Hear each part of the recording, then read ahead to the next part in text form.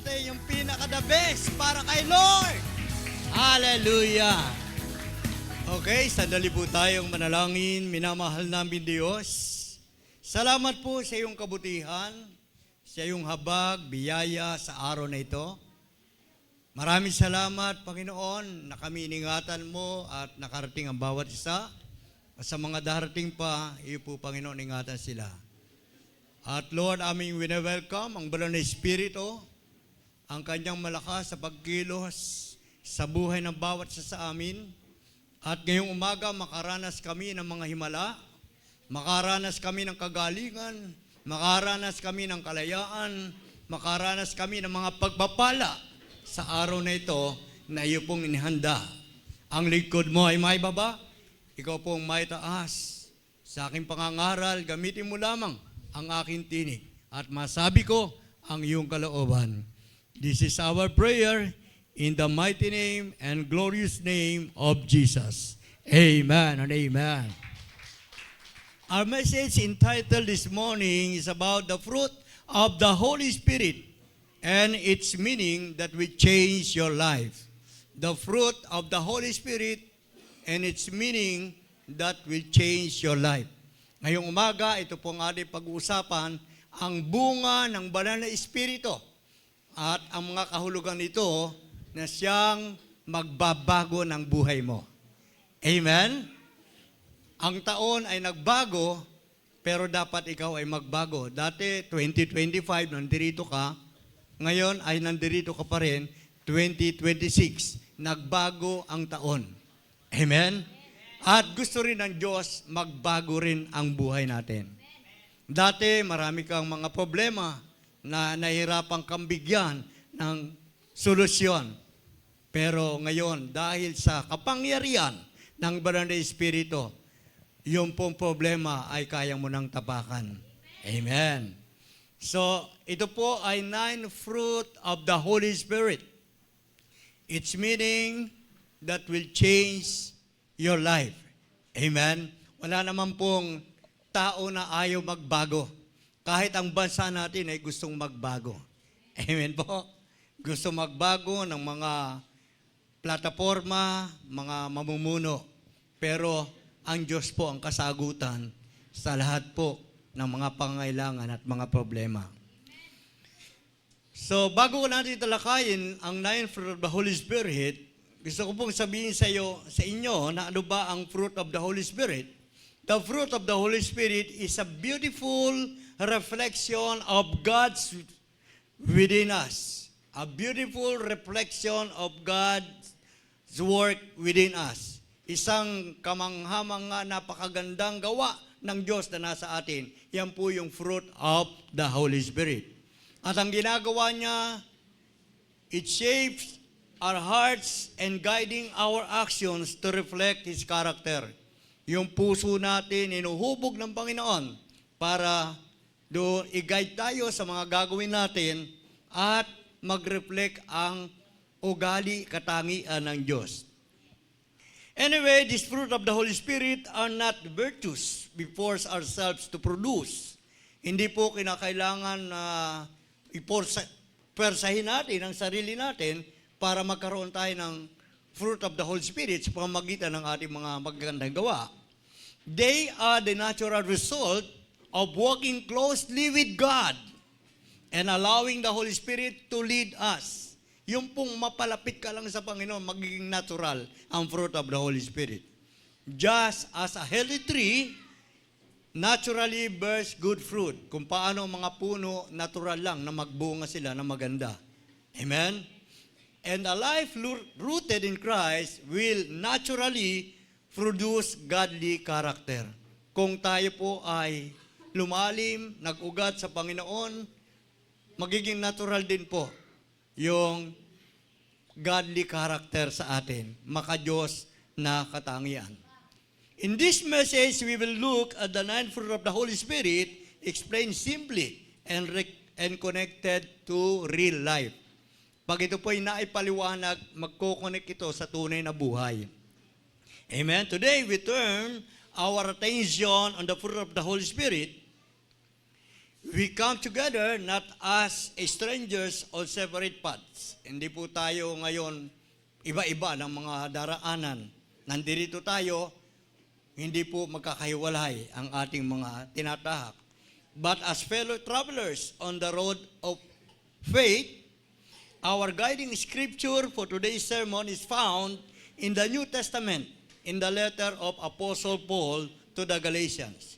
Tinangan natin ano ba ang sulat ni Paul sa Galatians. In Galatians, chapter 5, 22 to 23. Galatians, chapter 5, 22 to 23. Ito po yung letter ni Paul sa church ng Galatians. At ito rin ang sinasabi ng Panginoon sa Jomsi Church. Amen? Wala pong exempted sa atin. In Galatians 5:22-23, it says, "But the fruit of the Spirit is love, joy, peace, patience, kindness, goodness, faithfulness, gentleness, self-control. Against such things, there is no law."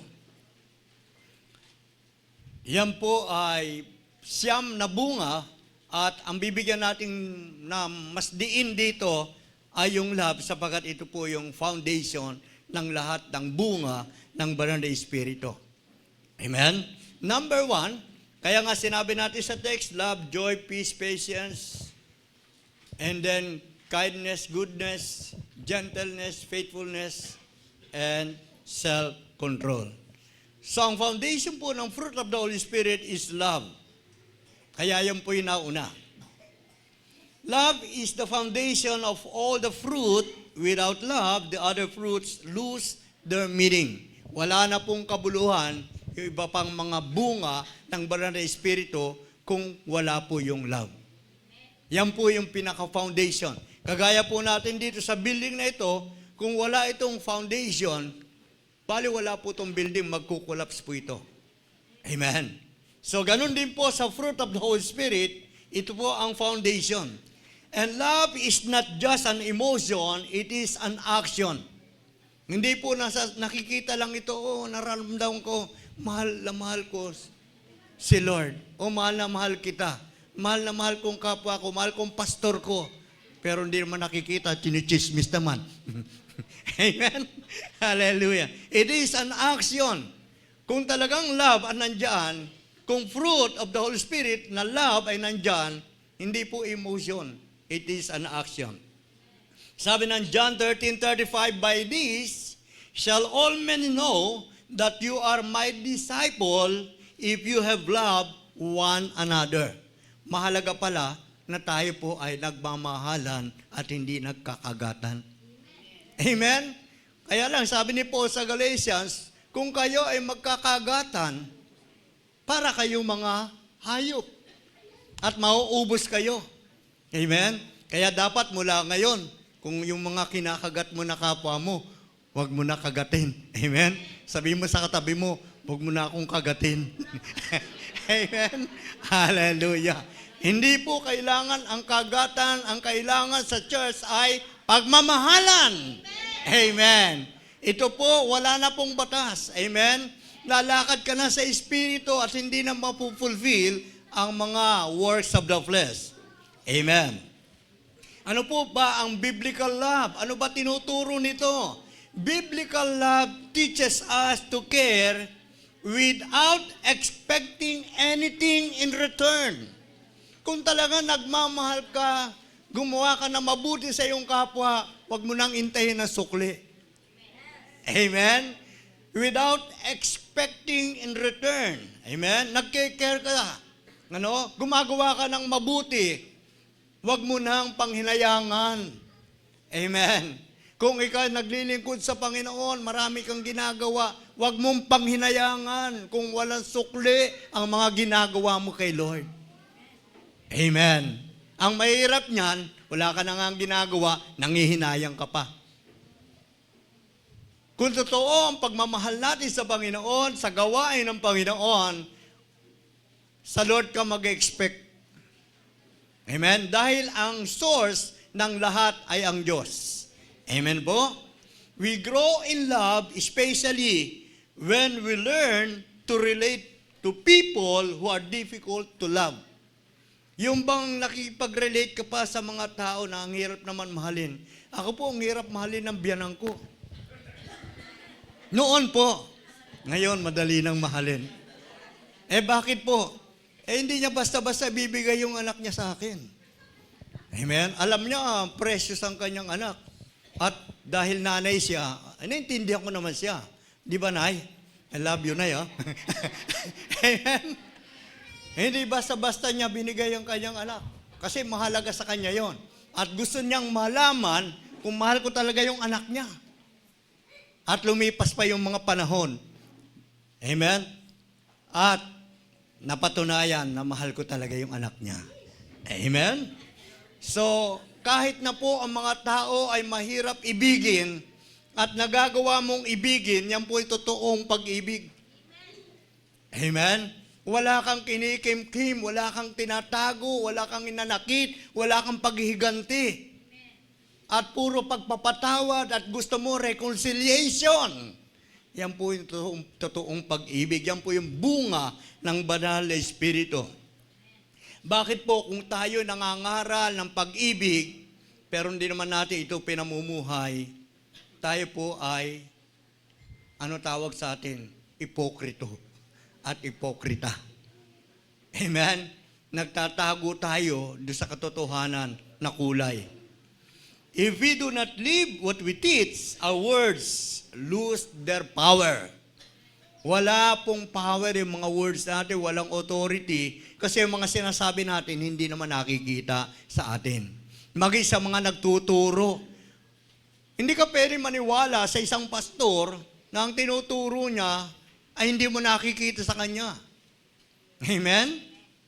Kahit na po tayo mga born again, tayo mga ngaral, tayo ng mga leader ng mga iglesia, ang mga tao, bagamat hindi sila nagbabasa ng Bible, buhay mo ang babasahin. Kaya niyang basahin ang buhay mo. Amen? Ang pastor, kung meron mang sa kanya mga members at leaders, hindi nagbabasa ng Bible, pero sigurado, lahat ng kanyang members at leaders, binabasa ang pastor. Amen? So kung tayo po, ang tinuturo natin, ay hindi nakikita sa atin, wala pong power yung words. Where there is hypocrisy, the Holy Spirit cannot freely work. Amen. Hindi po siya makakakilos. Kaya nga po, kung titingnan natin, hindi lang sa Galatia, sinabi ni Pablo, siya ay nagpaliwanag ba rin ng pag-ibig sa mga taga-Korinto. At ang sabi niya sa 1 Corinthians 13, 4-7, matyaga ang pag-ibig, maganda ang loob, hindi makasarili, hindi magagalitin, hindi mapagtanim ng sama ng loob. Amen? Kung meron ka mang gustong itanim sa puso mo, yung pag-ibig na lang itanim mo, maganda pa ang bunga niyan. Sabagat kung tinanim mo ay sama ng loob, masama ang bunga niyan. Sabagat kung ano ang tinanim natin ay nagbubunga ito, nag-i-increase ito, nagmumultiply ito. Amen? Love has the power to forgive and overlook faults.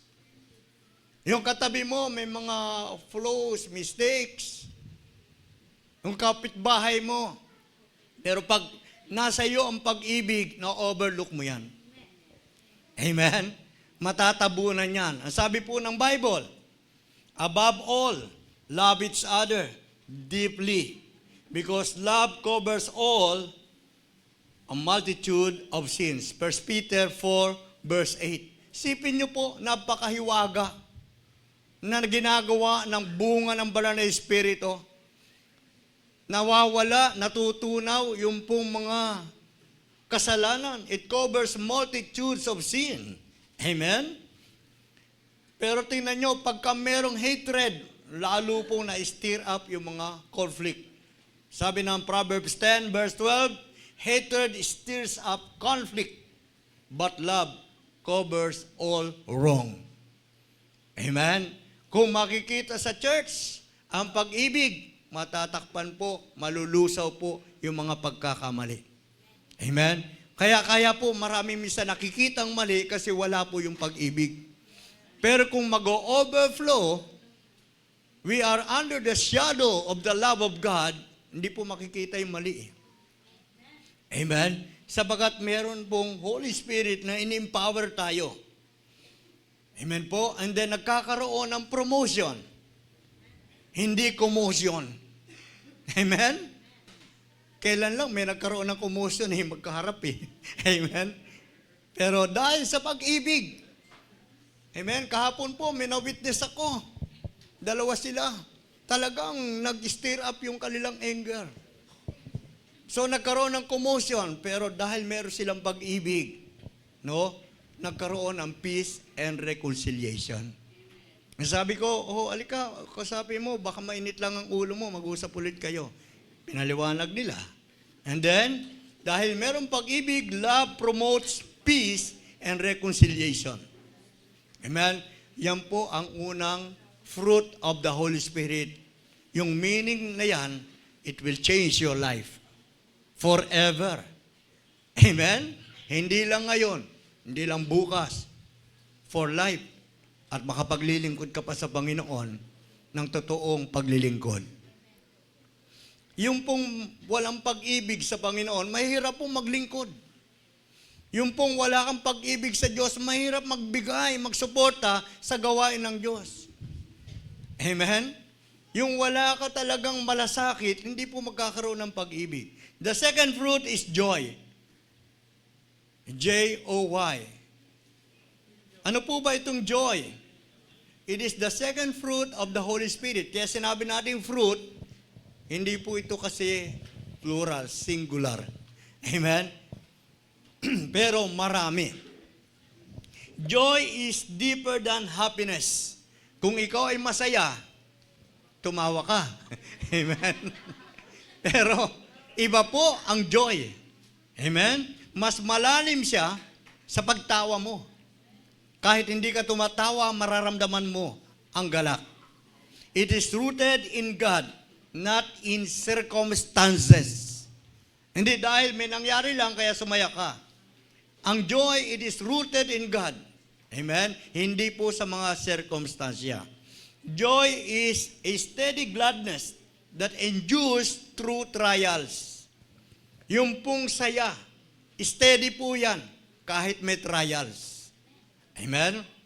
Kung tatanungin niyo po, ikaw ba, Bishop, nakaranas ka ba ng trials? Ay, napakarami po. Sabi ko nga, unang trials ko, biyanan ko eh. Sundan pa yan ang asawa ko. Amen? Sundan pa yan anak ko. Sundan pa yan ang congregation. Sundan pa yan ang mga iba pang mga personal. Amen? May ibang mga tao. Amen? So, dahil may joy tayo, steady yung gladness. Amen? At ang joy, tinuturuan tayo mag-endure through trials. Yung mga trials, hindi ka mag-give up, mag-grow up ka pa.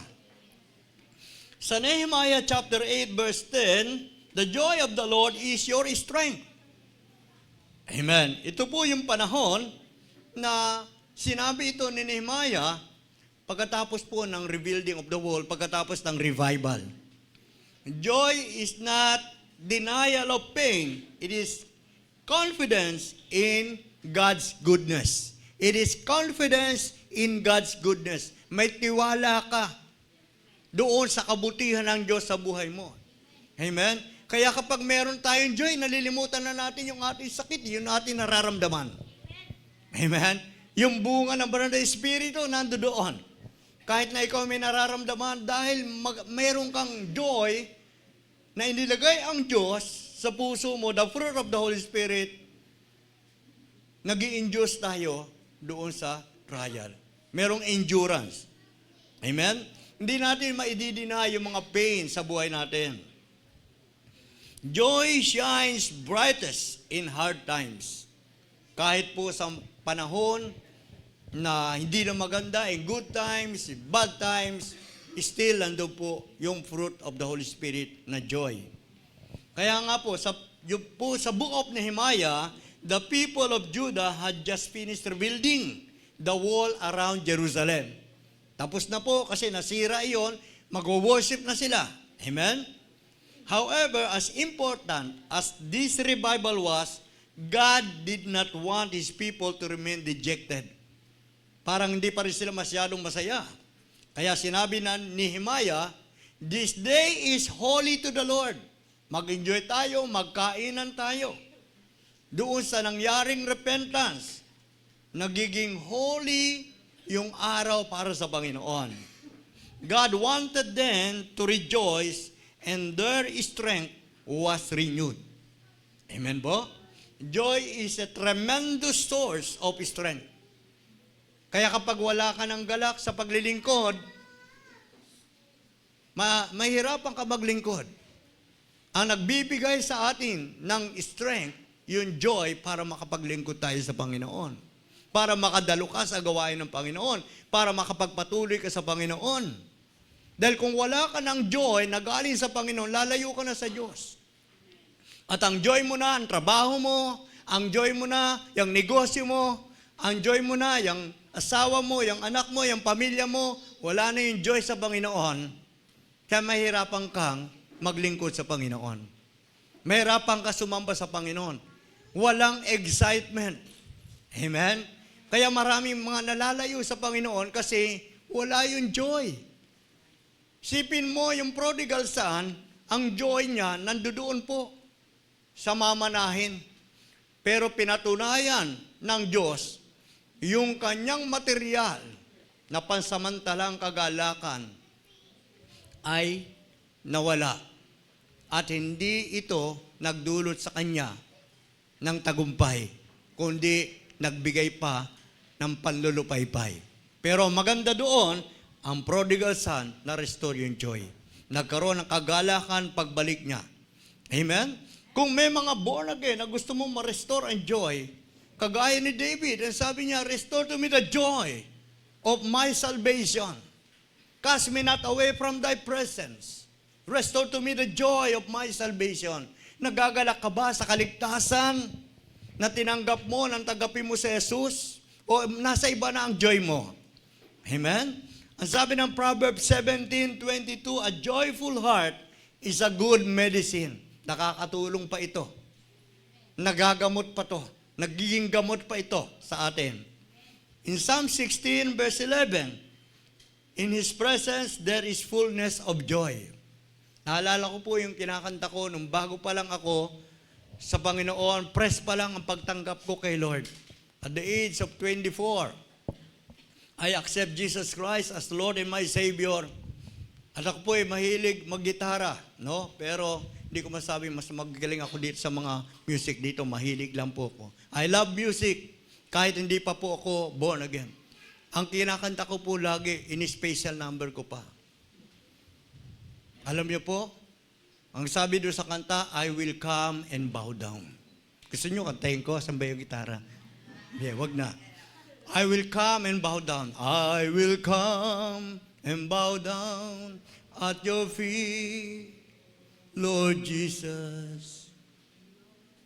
In your presence, there's fullness of joy.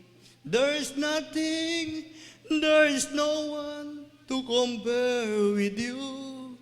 I take pleasure in worshiping your name. Lalo po ako napupuspos yan pag kinakanta ko yan. Yung pong joy talaga nag-o-overflow. There is nothing, there is no one to compare with you. I take pleasure in worshiping your name. Amen? Yung pong joy, yung puri na nagtutulak sa atin para lalo tayong magpuri sa Panginoon. Dahil meron kang joy, pag gising mo sa umaga, aawitan mo si Lord. Amen? In His presence, there is fullness of joy. Manatili tayo sa presensya ng Panginoon. Hindi ko naman sinasabi, huwag ka na magtrabaho, huwag ka na maghanap buhay, huwag ka nang mag-aral, huwag ka nang magnegosyo. Lahat po yan pwede mong gawin, pero hindi mo pwedeng iwanan ang Diyos. Amen? Isama mo yung anak mo, isama mo yung asawa mo, isama mo yung mga kamag-anak mo, yung mga kaibigan mo. para maramdaman din nila, there is fullness of joy in the presence of God. Amen? Ang pangatlo ay peace. Ano ba itong peace? Ito pong peace, ito po ay fruit of the Holy Spirit din. Peace is the calm assurance that God is in control. Kalmado ka. Amen? Yung taong merong kapayapaan, kalmado yan, na alam niya, ang Diyos ang may control ng lahat. Amen? Kung wala kang pera, dahil merong Diyos na kumokontrol ng emosyon mo, may kapayapaan ka. Amen? Hindi ka sa pera nagkakaroon ng kapayapaan. And sabi ng Jeremiah 17 verses 7 to 9, tayo po kapag nagtiwala sa Panginoon, para tayong puno na nakatanim sa batisan at namumunga kahit anong panahon, hindi nalalanta. Amen? Yung meron pong kapayapaan na galing sa Panginoon, hindi ka nalalanta. Amen? Laging fresh ang mukha mo. Amen po? Peace is inner calm that comes from trusting God. Kalmado ka dahil galing ito sa iyong pagditiwala sa Diyos. Kaya nga sabi ni Paul sa Philippians 4 verse 7, do not worry for anything but in everything give thanks to God. Let your request be made known unto God, and the peace of God that passed all understanding will reign in your heart. Amen? Maghahari po yung kapayapaan na galing sa Panginoon. Amen? Kapag tayo ay nagtiwala sa Diyos. Peace is not the absence of problems, but the presence of Christ. Yung pong problema nandyan. Pero because of the presence of God, meron kang peace. Meron kang kapayapaan. Amen? Nang tanggapin mo si Jesus bilang Panginoon, tagapagligtas, tinanggap mo na ang Prince of Peace. Amen? Ito po ay bunga ng banal na Espiritu. Kaya sabi ng John 14:27, yung peace na galing sa Diyos, yung kapayapaan na galing sa Diyos, hindi ito kayang itapat sa kapayapaan ng mundo. Amen? Kailan lang, yung may mga tao, makikita natin, payapa sila kasi retreat sila, pumunta sa ibang lugar. Pero iba yung kapayapaan na binibigay ng Diyos. John 14:27. Mas hanapin mo ang kapayapaan binibigay ng Diyos. Kasi ang kapayapaan ng mundo, hindi mo maitatapat yan. Temporary lang ang kapayapaan ng mundo. Ngayon, may payapa ka. Dahil ang payapa na nasa iyo ay ang makamundo. Pero kung ang payapa na nasa iyo ay galing sa Panginoon, bukas payapa ka pa. Amen? Sa isang linggo, payapa ka ulit. Amen? Hindi na dadaig ng kaguluhan, ng mga trouble, yung mga problema, hindi na dadaig ng problema ang kapayapaan na galing sa Panginoon. Amen po? John 14:27, ito'y galing sa Diyos, hindi galing sa mundo. Kaya bunga yan ng banal na Espiritu. Tingnan mo, sa Colossians 3:15, let the peace of Christ rule in your hearts. Sabi ni Paul, mga taga-Colosas, dapat maghari sa inyo ang kapayapaan ni Kristo. Amen? Ganoon din sa iyo, ang maghari sa iyo ang kapayapaan ni Kristo. Ang maghari sa atin, ang kapayapaan ni Kristo. For in Christ, we find the source of our peace. Doon po lang natin matatagpuan kay Kristo. Amen? To experience peace in all circumstances. Anong gagawin? It's not about denying our feelings or pretending that everything is fine. Huwag ka mag-pretend, huwag ka mag-deny ng kung ano naramdaman mo. Amen? Iyon po ay peace, hindi dahil dininay mo yung naramdaman mo, kung ano yung mga feeling mo. Ito po ay galing sa Panginoon, nandyan talaga yan. Amen? Ito ay decision to submit to Christ's authority. Kapag tayo ay nag-submit doon sa authority ni Christ, yung buhay natin nagpasakop, sigurado meron ka kapayapaan. Pero kung kani-kanino mo pinapasakop ang buhay mo, hindi patunay ang kapayapaan mo. Amen? Ang tawag dyan ay plated lang yan. Hindi yan pure. Nakagaya ng gold. Gold-plated ka lang. Amen? Dapat magdesisyon ka.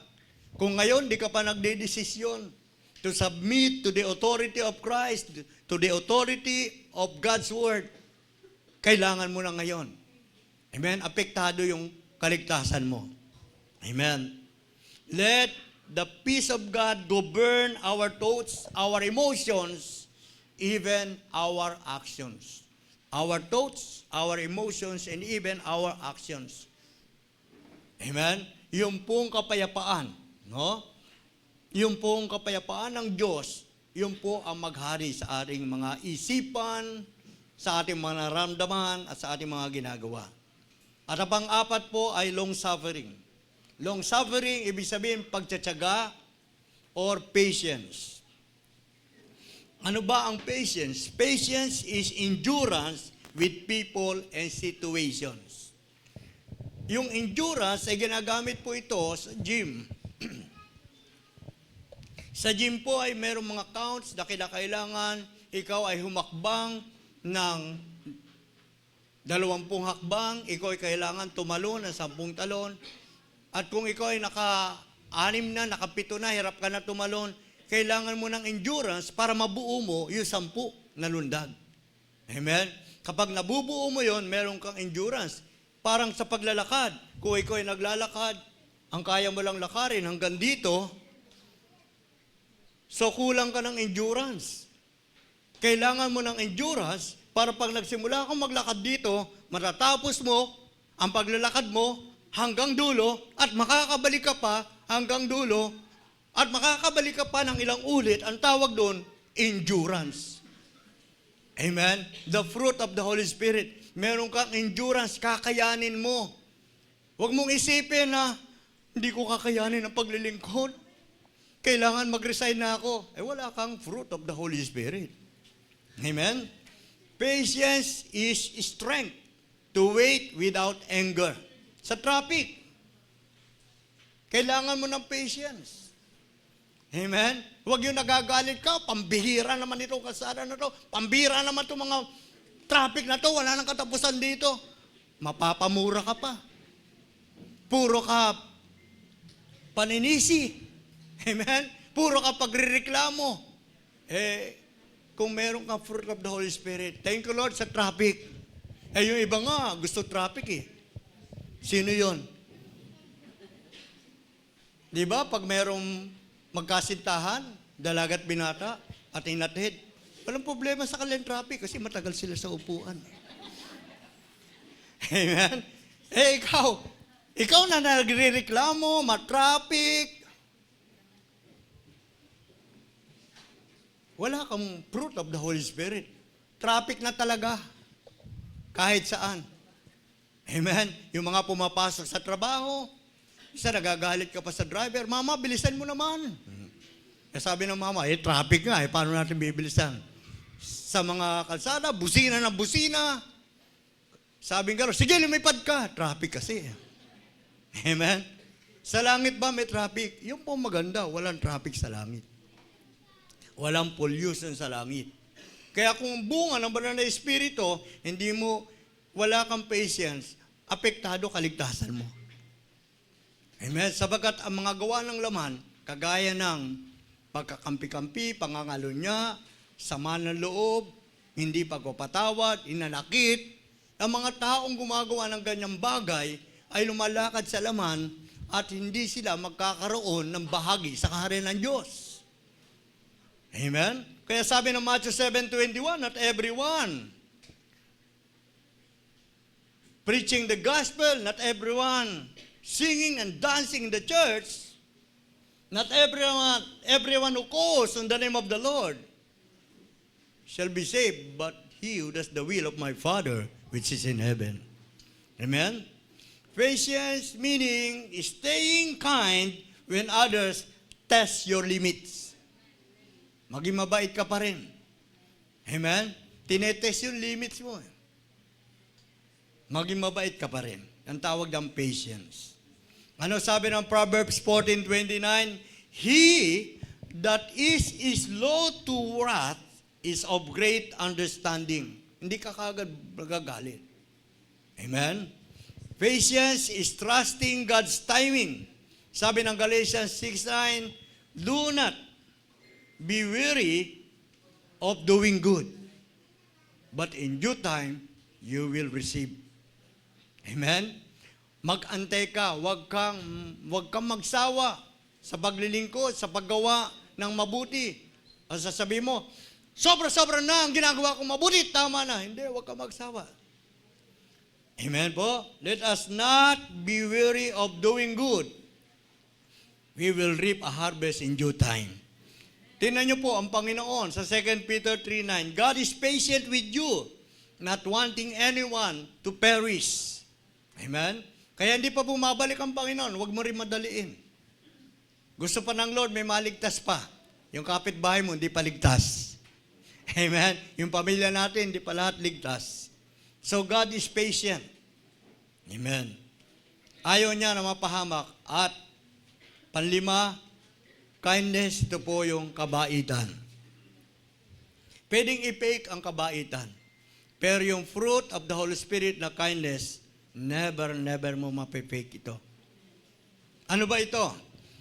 Kindness is showing compassion to those who are hurting. Naaawa ka sa mga nasasaktan. Ano sabi ni Ephesians 4 verse 32? Be kind to one another, tender-hearted, forgiving one another. So, hindi ka pwedeng makapagpatawad kung hindi ka mabait. Walang tao na pwedeng magpatawad kagad kung wala siyang bait, kung walang fruit of the Holy Spirit. At sasabihin niya sa iyo, huwag mo akong pakialaman. Antayin mo ang pagkakataon para mapatawad ko siya. Alam niyo po, ang pagkapatawad, it's not a matter of the atmosphere or the condition of your heart. It's not a matter of the temperature of your heart. Hindi mo pwede sabihin, high blood pa ako ngayon, ayoko pa. Amen? It is a decision making. Hindi na kinakailangan, hindi na kinakailangan magantay ka pa na humingi ng tawad sa iyong tao. Kung talagang meron kang kindness, pasok na kagad, I forgive you. Kaya pag may humingi ng tawad sa akin, patawad po, sorry po, Bishop. Sabi ko, I forgive you 2,000 years ago. Amen? You are forgiven already. Lagi po natin gagawin yun, sapagkat pag hindi po natin nagagawa yun, hindi po gumagana. Amen? Yung fruit of the Holy Spirit. Kindness is the voluntary, intentional act of being friendly, generous, and considerate towards others without expecting rewards. Amen? Marami ka bang natulungan? Amen?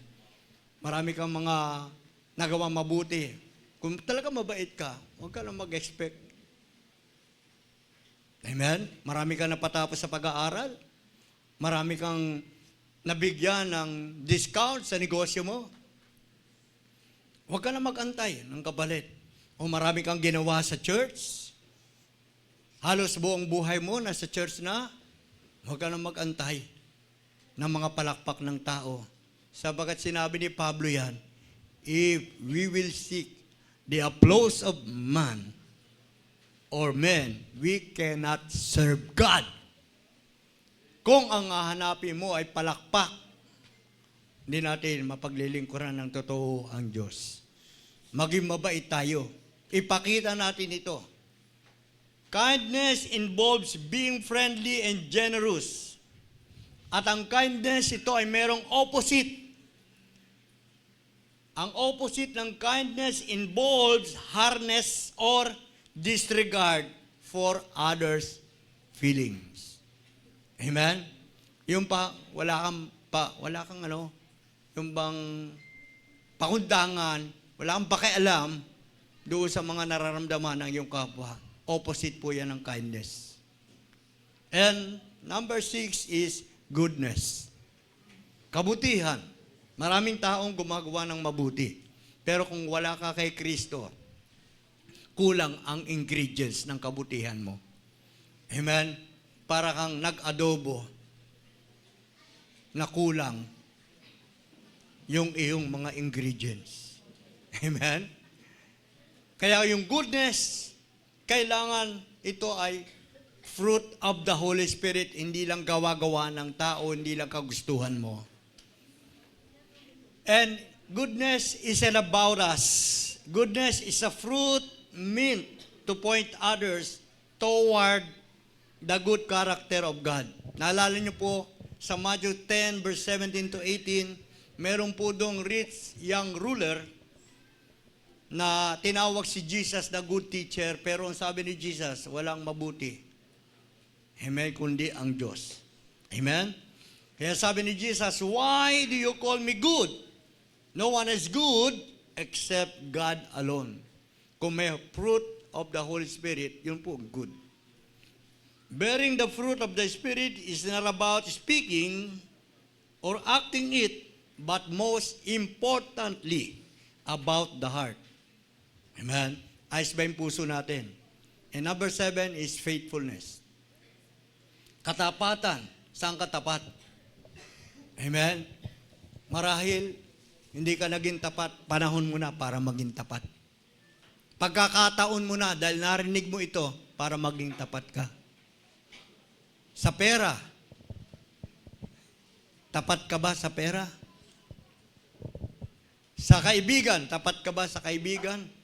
At higit sa lahat, sa Diyos, tapat ka ba? Hindi pwede tapat-tapatan lang. Amen po? Hindi pwede effect talaga yan. Wala pong pwede makagaya niyan ng katapatan na bunga ng banal na Espiritu.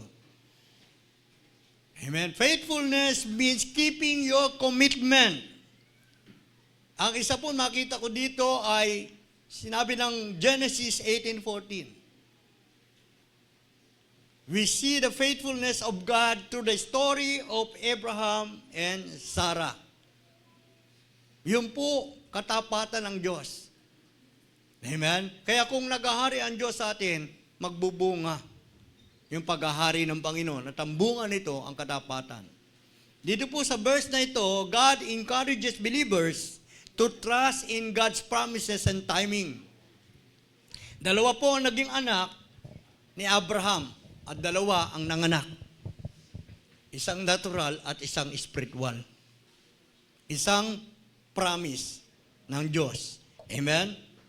So when the Holy Spirit controls our lives, He will produce this kind of fruit in us.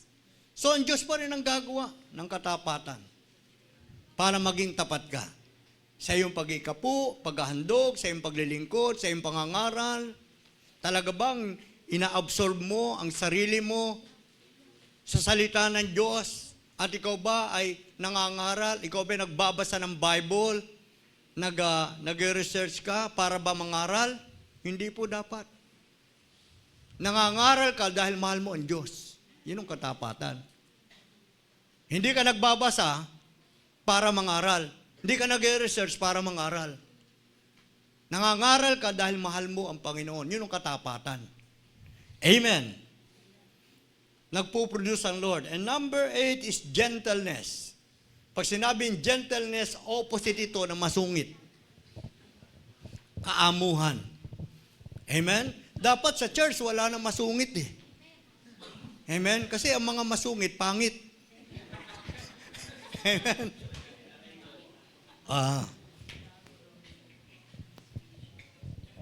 Kapag ka ikaw ay, inutusan ko, gawin mo ba? Tali mo nga yan. Amen? So, tingnan ko nga dito yung yung mga gentleness, meron gentleness. Kadalasan kasi yung mga babae, hindi pa rin maalis sa kanila kasungitan. No? Sabi mo sa katabi mo, huwag ka na magsungit mula ngayon. Amen? Alam niyo po, walang taong mapangit eh. Ang mga mapangit lang, yung mga masusungit eh. Amen? Dapat pag pumasok ka sa church, nakangiti ka na kagad. Oh? Nandun na yung gentleness, nandun na yung kaamuhan. Maging maamo yung mukha natin. Tingnan niyo po, mapapasin niyo po, itong si Liam, malika Liam. Liam, malika. Example po ito ng gentleness. Lagi ko po tinititigan yung bata. Kahit sinong magkalong dyan, titigan mo yung bata. Andun yung gentleness, yung kaamuhan. Kaya nga sabi ganun, tayo ay dapat maging kagaya ng bata, wag lang isip bata. Amen? Kasi sa bata, naghahari ang Diyos. Kahit yan din naman yung mga bata na yan, no? Bawat bata na tititigan ko, nakikita ko yung gentleness. Kaya sabi ng Lord, sa bata naghahari ang Diyos. Maging kagaya tayo ng bata, pero wag tayong mag-isip bata.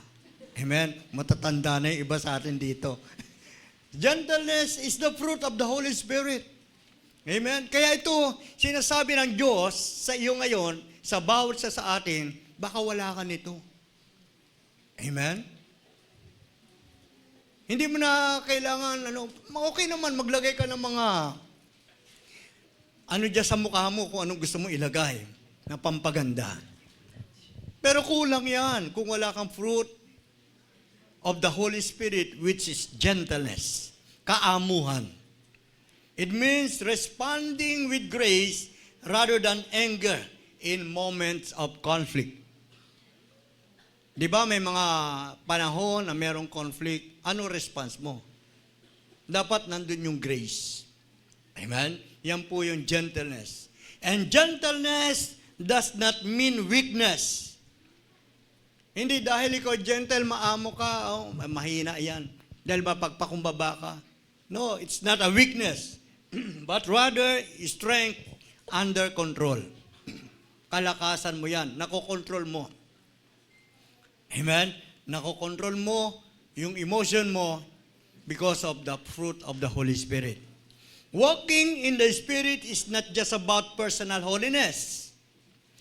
It impacts how we interact with the world. Paano ka mag-interact sa mundo? Paano ka makisalamuha sa mundo? Amen? Yun po yung walking the Spirit. Hindi aagos na yung mundo, sasabay ka na sa agos. Although nasa mundo tayo, pero hindi na tayo taga-mundo. Amen? Taga-langit na tayo. Our citizenship is in heaven. Dahil doon tayo pupunta later on. Titigil ang lahat. Amen? Mawawala ang lahat. Pero pagtapos ng lahat na ito'y naglaho, meron tayong citizenship. Nandun sa langit. Kaya nga, nadagdagan ka. Dati, Filipino citizen ka lang. Ngayon, nadagdagan ka, heavenly citizen. Amen? Hindi ito weakness, tandaan mo. Ito ay strength under control. Amen po? Kailangan, pagka nasa iyo ang gentleness, meron kang wisdom, mag-interact sa mundo. When people see the fruit of the Spirit in us, they see a reflection of Christ. Paano makikita si Kristo sa iyo? Amen. Kung wala namang fruit of the Holy Spirit, marami matatalino, marami nasa ministry, pero ano ginagamit? Intellectual, hindi spiritual. Amen. We must make a daily choice to surrender to the Holy Spirit's leading. Dapat daily choice natin yan. Araw-araw mong pipiliin na pangunahan ka ng Holy Spirit. Araw-araw yan. Oras-oras yan. Yan ang dapat choice mo. Wala ka ng choice. Kundi piliin mo ang leading of the Holy Spirit. Pag-uwi mo, paglabas mo dito, gawin mo yan. It will change your life. Amen? It will change your character. Itong mga fruit of the Holy Spirit. Yung mga meaning nito. Apply mo lang. Amen? The fruit of the Holy Spirit refines us through life's circumstances. Ang dami mga pangyayari sa buhay natin na hindi natin makokontrol, hindi natin kayang pigilan. Pero ang Holy Spirit ay nariyan. Amen. Para sa atin, i-refine tayo. Para tayo ay maging makinis, maging malinis. Amen. Maging kalugod-lugod. And last is self-control. Tandaan natin, ang fruit of the Holy Spirit, dapat kabisado mo rin yan. Love, joy, peace, patience, kindness, goodness, gentleness, faithfulness, self-control. Amen? Ang self-control, ano ba ito? Fruit din ito. Bunga rin ito. Marunong tayo dapat magpigil ng mga sasabihin, ng mga iisipin, ng mga gagawin. Amen? Hindi ko ano lang naramdaman mo. Dapat control mo pa rin. Tingnan mo pa rin kung kailangan na. Di ba? Right words, right place, and right time. Yung words natin, yung action natin. So, ang self-control, it means resisting temptation and choosing what honors God. I-resist mo siya, lalayuan mo siya, itatakwil mo ang mga tukso, at dapat ang pipiliin mo yung nakalulugod sa Panginoon. That is self-control. Meron kang self-control. Amen? This involves discipline in thoughts, words, and action. Disiplinado, mga kilos at galaw natin. In John 15 verse 5, sabing ganon, apart from me, you cannot bear much fruit. Wala kayong magagawa.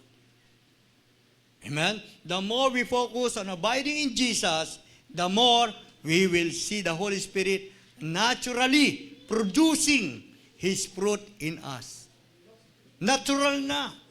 Amen? The more na ikaw na nananatili sa Panginoon, natural na yung fruit of the Holy Spirit magpo-flow yan. Huwag yung, ngayon, close ka kay Lord. Bukas, hindi na. Sa linggo ka na naman close kay Lord. Dapat, ano ka? Abiding in Christ forever. Amen? Kaya, wala na magiging close sa mundo. Close ka na dapat kay Lord. Kasi magiging natural na magkakaroon tayo ng self-control. Dahil pag hindi tayo nagkaroon ng self-control, hindi nagmamanifest yung power ng Holy Spirit sa buhay mo. Wala ka kasing control. Amen? Dapat mga Kristiyano, hindi na napapaaway. Mga born again, hindi na napapaaway. Hindi mo na nagiging kagalit ang kapitbahay mo. Siya na lang ang galit, ikaw hindi galit. Amen? Hindi, galit yung kapitbahay mo, galit ka rin bakit ka doon magpo-focus? Isa lang naman nagagalit sa iyo, ang dami naman nagmamahal sa iyo. Amen? Minsan focus ka ng focus doon sa isa na parang sinasabi mo, hindi ako mahal nito, hindi ako ginagalang nito. Isa lang yan. Isa lang yung hindi gumagalang sa iyo, marami pa rin gagalang sa iyo. Amen. So, nagiging natural ang pag-produce ng fruit of the Holy Spirit kapag tayo nanatili kay Lord. Bilang pagtatapos, babasahin ko po ang 2 Peter chapter 1, 5 and 8. Dahil dito sikapin ninyong idagdag sa inyong pananampalataya ang kabutihan. Sa inyong kabutihan ang kaalaman, sa inyong kaalaman ang pagpipigil sa sarili, sa inyong pagpipigil sa sarili ang katatagan, at sa inyong katatagan ang pagiging makadiyos. At sa inyong pagiging makadiyos ang pagmamalasakit sa kapatid, at sa inyong pagmamalasakit ang pag-ibig. Kung ang mga katangiang ito ay taglay ninyo at pinagyayaman ang inyong pagkakilala sa Panginoong Jesucristo, ay hindi mawawalan ng kabuluhan at kapakinabangan. Kailangan pagyamanin mo, idagdag mo sa iyong pananampalataya. Yung kaalaman, yung kabutihan, pagtsatsaga, at pag-ibig. Dahil pag pinagyaman natin ito, hindi sayang. Amen? Wala kang masasabing, nanginayang ako, na-born again ako ngayon. The fruit of the Holy Spirit is a mark of a life surrender to God. Amen? Ito po'y tanda na ang buhay mo ay sinuko mo sa Panginoon. Kapag hindi mo na isuko ang buhay mo sa Panginoon, hindi magiging natural ang fruit of the Holy Spirit. It is the evidence that we are walking in the Spirit, not in our own strength. The 9 fruits of the Holy Spirit are not about perfection, they are about progress. Hindi para maging perfect tayo, kundi para maging progress tayo. Yung pong 9 fruit of the Holy Spirit, love, joy, and peace, ito po yung experience natin na galing sa Panginoon. Amen? At yung patience, kindness, at goodness, ito yung ating influence sa ating pagrelasyon. Ano bang may ugali ka sa iyong pakipagrelasyon sa kapwa, sa tao, sa Diyos? Ikaw ba ay matyaga? Ikaw ba ay nagtitiis? Ikaw ba ay mabait? Ikaw ba ay mabuti na kaibigan? Mabuti na kamanggagawa sa Panginoon? Ikaw ba ay mabuting pastor? Kasi it influences our relationship. The patience, kindness, and goodness. At ito namang gentleness, faithfulness, at itong self-control, ito yung ating personal development. Amen? Nakikita ba sa atin ang kaamuhan, katapatan, at ang pagpipigil sa sarili? Kaya tingnan mo, babasahin natin ang isang last verse sa Galatians.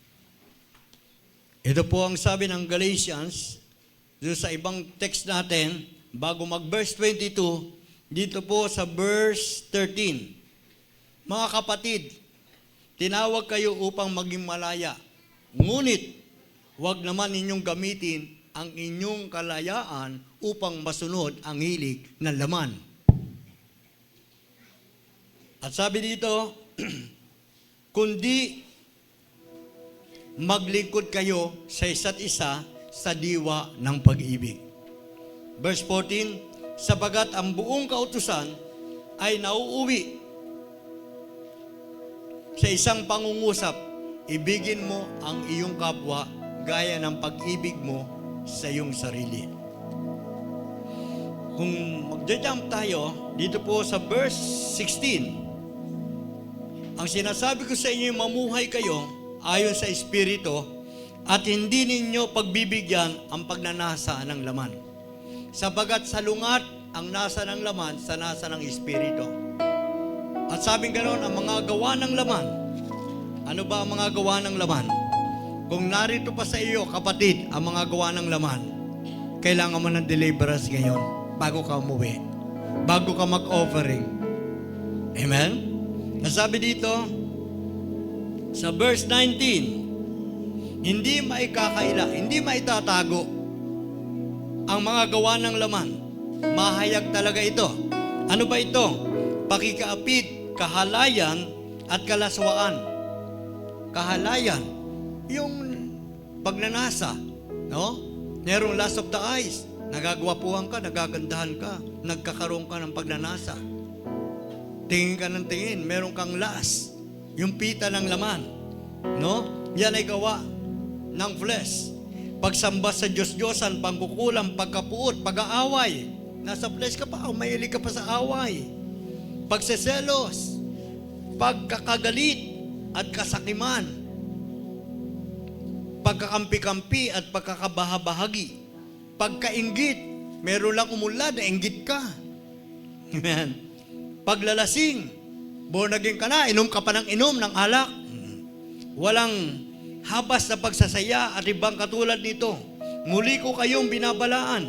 Ang gumagawa ng mga ito ay hindi magkakaroon ng bahagi sa kaharian ng Diyos. Kung wala sa iyo ang Holy Spirit, wala kang bahagi sa kaharian ng Diyos. Amen? Kung wala ang fruit of the Holy Spirit, apektado ang kaligtasan mo. Kahit born again ka, sabihin mo, born again ka. Amen? Kaya kailangan surrender natin ito sa Panginoon. Ang mga gawa ng laman. Amen po? At tayo ay magpasakop, yung puso natin pasakop at pagharian ng kapayapaan ni Kristo. Amen? Aminin mo kapatid, humingi ka ng tawad kay Lord. Na sinasabi mo, wala sa akin ang fruit of the Holy Spirit, patawarin mo ako, Panginoon. Hindi ako matyaga. Amen? Aminin mo sa Panginoon. Hindi ako mabuti, minsan lang ako mabuti. Hindi ko na-maintain ang kabutihan. Masungit pa ako. Hindi na bagay sa iyo maging masungit kahit kailan. Kahit paminsan-minsan, hindi na bagay sa mga born again ang magsungit. Amen? At mong sabihin, uso-uso lang yan. Sabihin mo, sa tabi mo, mag-repent tayo. Tumayo tayong lahat. Nabubuhay tayo para sumamba sa Panginoon. Those who have the fruit of the Holy Spirit, nabubuhay para sumamba sa Panginoon. Sabi ng awit, and I live to worship you. Tapat ang Panginoon sa atin. Our God is a faithful God. Tapat ang tumawag sa iyo at sa akin. Hindi ka narito at binigyan ng kalayaan para gamitin at masunod ang hilig ng laman, kundi gamitin ang kalayaan sa paglilingkod sa isa't isa sa diwa ng pag-ibig. Iwaksin natin ang mga gawa ng laman. Itakwil natin, pagsisihan natin.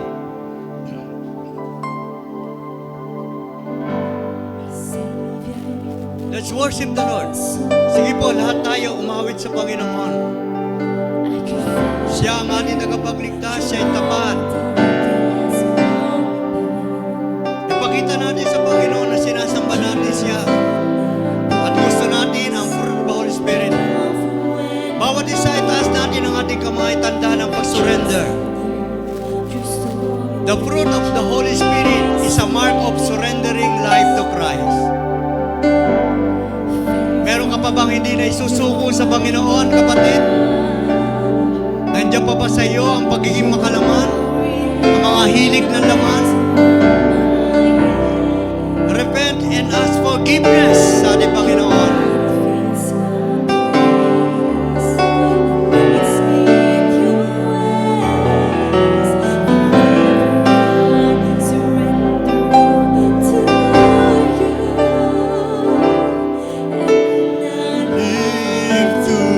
Worship you,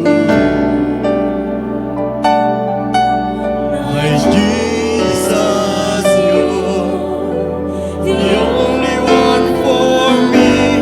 Nothing will ever take your place, my precious Savior. Who can stand between my Lord and me?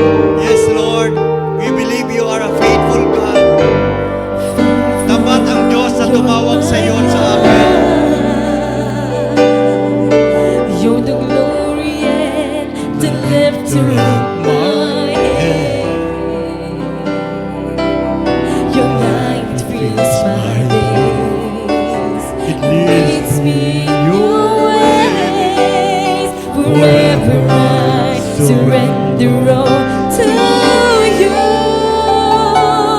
and I live to worship you,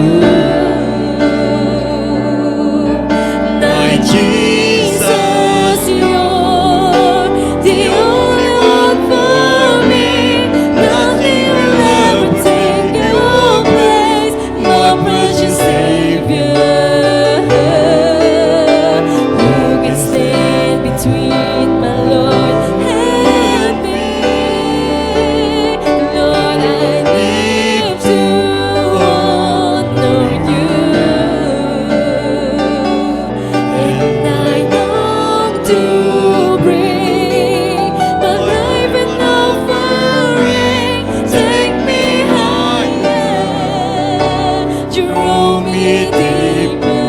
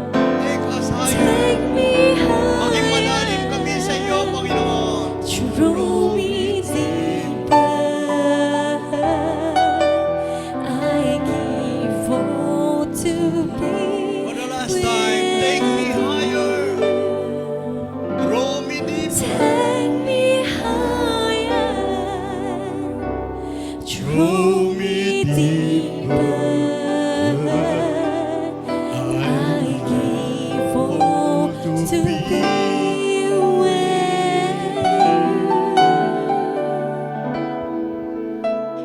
Tayo po'y manalangin. Dakilang Diyos Ama, sa pangalan ng iyong anak na si Jesus at sa kapangyarihan ng iyong banal na Espiritu na nangako. Ang Espiritu magtuturo sa amin ng lahat ng bagay. At ikaw rin po nagsabi, for as many as led by the Spirit of God, they are the sons and daughters of God. The Holy Spirit will teach us in all truth, will guide us into all truth. O Holy Spirit, thank you. Forgive us for grieving the Holy Spirit. Nasaktan ka namin, forgive us. Narito kami nagpapakumbaba. At sinabi mo, the words that I speak unto you, as Jesus said, is the Spirit and they are life. The flesh profit nothing. Patawarin mo kami sa pagiging pagsunod namin sa mga hilig na laman. Nagamit namin ang kalayaan. Patawarin mo kami, Panginoon. Linisin mo kami ng yubalan na dugo. At Lord, tulungan mo kami na maging malalim sa pagkakilala sa iyo. Maging malalim ang aming relasyon sa iyo, Panginoon.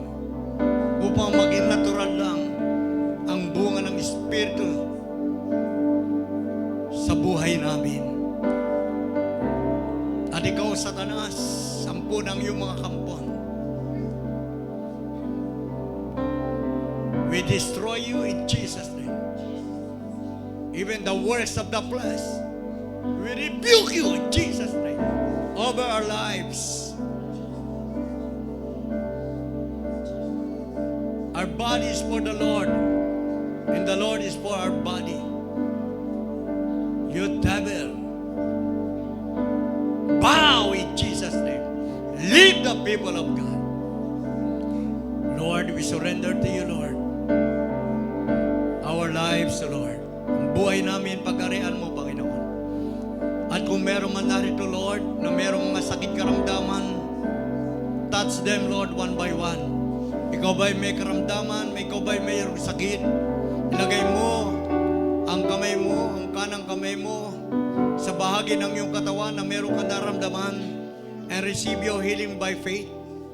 Lord, stretch forth thy hands, Lord, iunat mo ang iyong mapagpalat, makapangyarihang kamay na nagpapagaling. Touch mo, Panginoon, ang mga katawan na merong karamdaman. In the name of Jesus. Ito man ay ubo, sipon, trangkaso, rayuma, eczema, diabetic,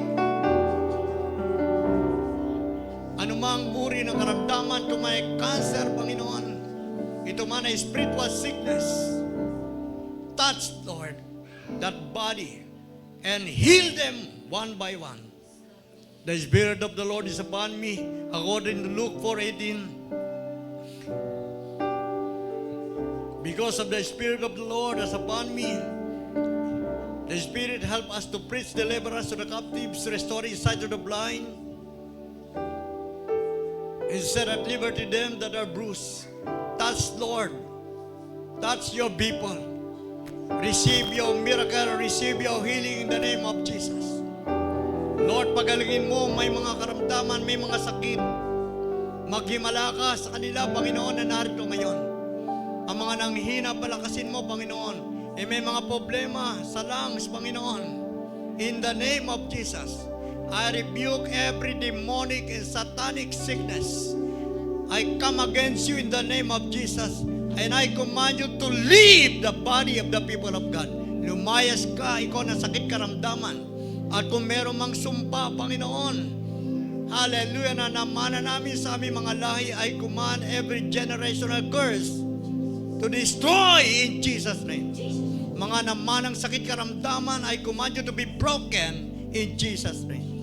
Mga kahirapan na namana, I command you to be broken now in Jesus' name, and I declare it will never pass to any of our generation. We are destined to bless. We are healed by the precious blood of Jesus. We are healed by the stripes of Jesus. We are blessed Hallelujah. Oh, our light will shine to all men. Salamat, Panginoon, sa himala, sa kagalingan. Salamat sa kalayaan. Salamat, Panginoon, sa iyong kabutihan, sa bunga ng banal na Espiritu na nasa amin ngayon. We bless you, we honor you, and we give you glory in Jesus' mighty name. Amen and amen. God bless you. God bless you.